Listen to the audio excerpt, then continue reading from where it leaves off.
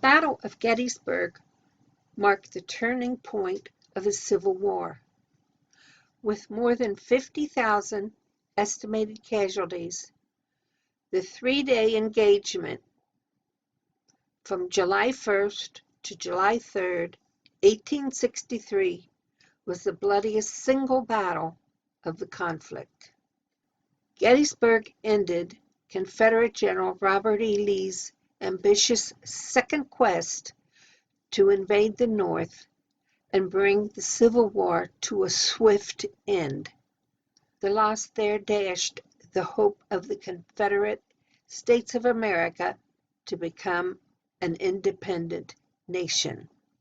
The estimated casualties of this three-day war was 51,112.